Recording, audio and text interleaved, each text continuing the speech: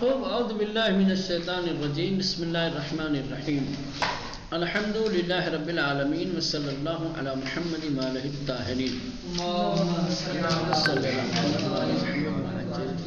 بات چل رہی تھی کہ اسباب نزول والی جو روایتیں ہیں وہ روایتیں کہ جو اسباب نزول کو بیان کرتی ہیں، ٹھیک، وہ روایتیں اولاً تعداد کے اعتبار سے بہت کم ہیں، اور اس کم میں بھی مولانا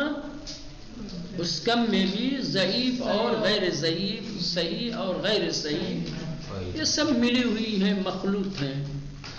ظاہر سی بات ہے جب تک کہ روایت صحیح نہیں ہوگی، جب تک کسی روایت کی صحت پر یقین نہیں ہوگا، اعتماد نہیں ہوگا، ہم اسے استفادہ نہیں کر سکتے.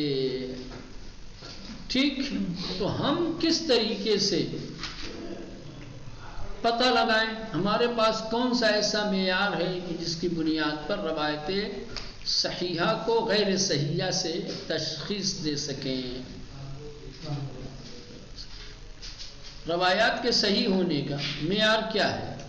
کون سی روایت صحیح سمجھیں گے آپ اور کون سی روایت غیر صحیح سمجھیں گے؟ ٹھیک ہے، تو کہہ رہے ہیں کہ روایات صحیحہ کو پہچاننے کے 3 طریقے یہاں بتائے ہیں.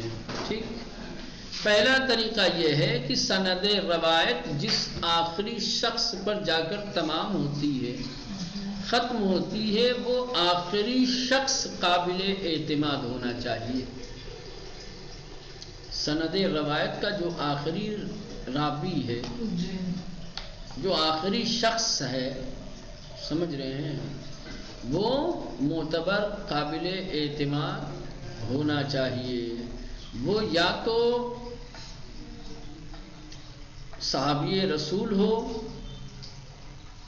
معصوم ہو، یا صحابی، سب سے پہلے تو معصوم ہو یعنی نبی، یا پھر صحابی رسول، صحابیوں میں سے بھی وہ صحابی کی جو کیا ہے،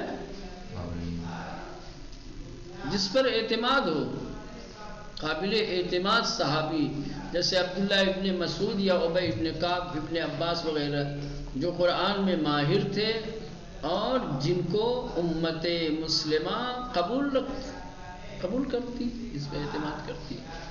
تو یہ کہ سند روایت جس آخری شخص پر ختم ہوتی ہے وہ آخری شخص قابل اعتماد ہو، یعنی یا معصوم ہو، معصوم سے مراد یہاں کیا ہے؟ نبی کریم، یا پھر اصحاب پیغمبر میں سے ہو، یا پھر تابعین میں سے. یہ جتنے ہیں، چاہے اصحاب ہو چاہے تابعین، یہ خود قابل اعتماد ہونے چاہیے.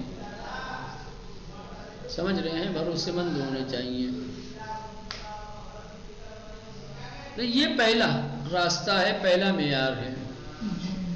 وہ روایت کی جس روایت کا آخری راوی، آخری شخص کہ جس پر سند روایت ختم ہوتی ہے، وہ اگر قابل اعتماد ہے، معصوم ہے، یا صحابی یا تابعین میں سے کیا ہے، ایسا شخص ہے کہ جو قرآن کا ماہر ہو، جس پر لوگ اعتماد کرتے ہو، امت مسلمہ جسے قبول کرتی ہو، تو پھر وہ روایت کیا ہے مولانا؟ صحیح ہے. ٹھیک، آپ اس سے استفادہ کر سکتے ہیں، قرآن کی آیتوں کی تفہیم میں اس سے مدد لے سکتے ہیں.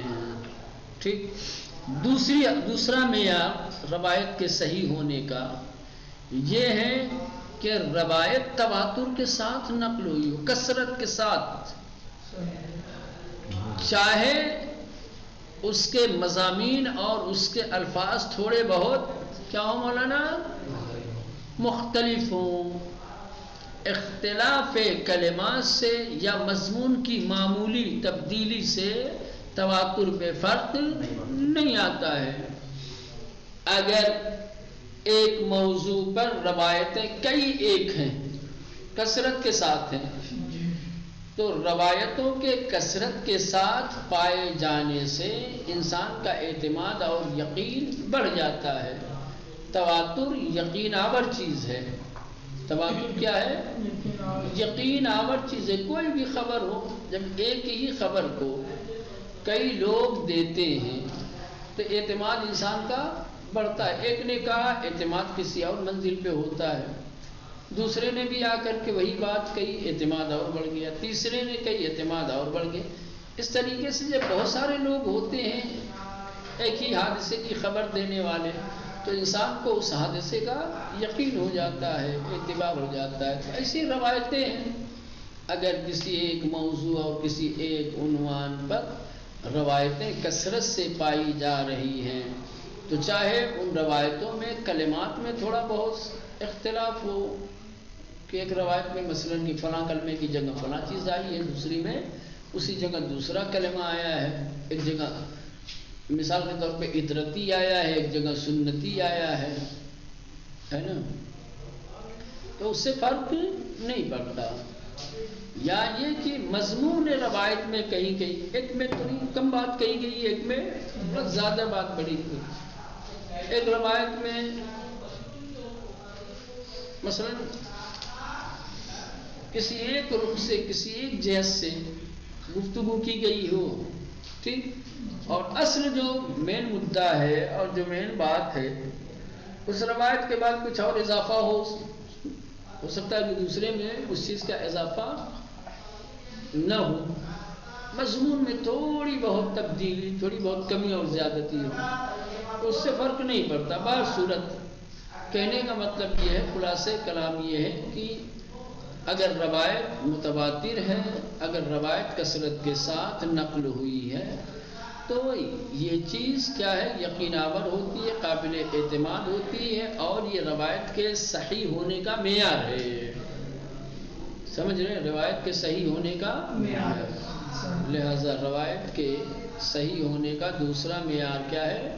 تواتر اور کثرت کے ساتھ روایت کا نقل ہونا. لہذا اگر کسی آیت کے اسباب نزول کے سلسلے میں کثرت کے ساتھ روایت مل رہی ہے تو سمجھ جائیے کہ وہ روایتیں کیا ہیں مولانا؟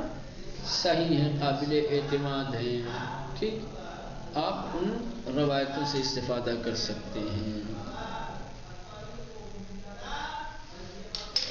تیسرا معیار روایت کے صحیح ہونے کا کہنے کہ اسباب نزول کے سلسلے میں جو روایت نقل ہوئی ہے خود وہ روایت یقینی اور قطعی طور پر ابہام کو دور کرنے والی ہو، یعنی روایت ایسی ہو کہ اس روایت سے آیت میں جو ابہام ہے وہ دور ہو سکے.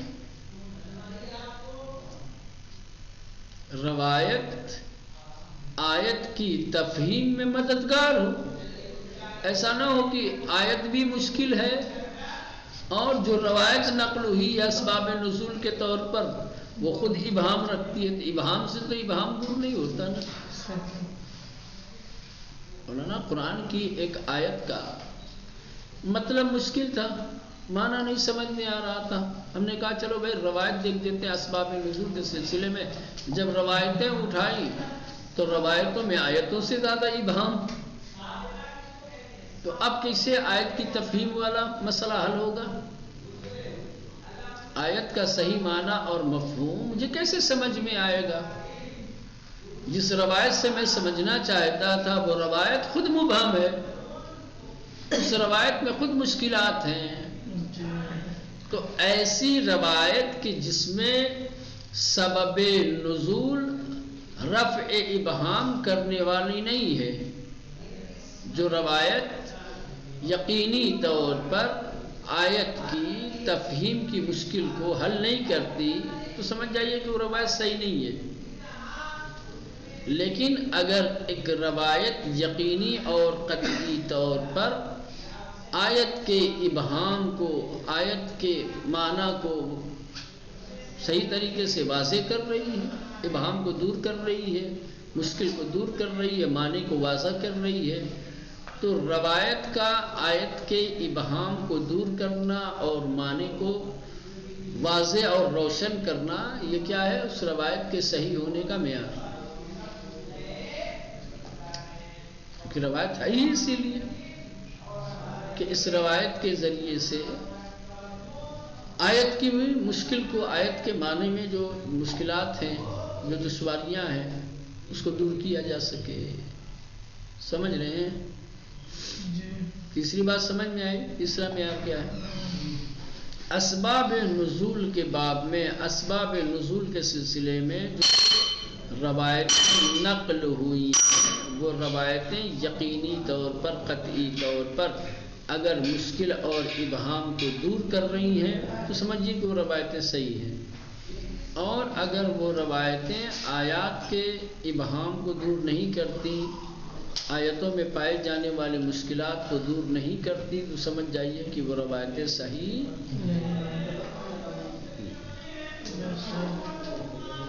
اگرچہ یہ روایت ہو سکتا ہے کہ ایک روایت سند کے اعتبار سے بہت قوی نہ ہو، بہت زیادہ قابل اعتبار نہ ہو، لیکن مفہوم کے اعتبار سے، معنی کے اعتبار سے وہ روایت آیت کی مشکل کو دور کر رہی ہے، تب بھی کہا جائے گا کہ یہ صحیح ہے. لیجیے آپ اس کو. یعنی آسان لفظوں میں یوں کہوں کہ اگر کسی ایسی روایت کی جس میں سبب نزول کو بیان کیا گیا، اگر وہ سند کے اعتبار سے ضعیف ہو، سند کے اعتبار سے قابل اعتبار نہ بھی ہو، لیکن اس سے آیت کا ابہام دور ہو رہا ہو، تبھی اس کو لیا جائے گا، اس کو قبول کیا جائے گا. کیونکہ اصلاً ان روایتوں کا اصل ہدف اور مقصد کیا ہے؟ یہی تفہیم آیات ہے. وہ روایتیں نقل ہی اسی لیے کی گئی ہیں، وہ روایتیں بیان ہی اسی لیے کی گئی ہیں تاکہ اس کے ذریعے سے آیت میں پائے جانے والے ابہام اور مشکل کو دور کیا جا سکے. سمجھ رہے ہیں؟ تو اگر کسی روایت سے آیت میں پائے جانے والے ابہام کو دور کیا جا رہا، دور کرنے کی صلاحیت ہے، کسی روایت سے کسی آیت کی تفہیم میں سہولت اور آسانی پیدا ہوتی ہے، تو اگر سند کے اعتبار سے بہت زیادہ قوی نہیں ہوگی تب بھی مولانا قابل اعتماد ہے، صحیح ہے، اس کو لیجیے، آپ اس پر عمل کیجیے. ٹھیک.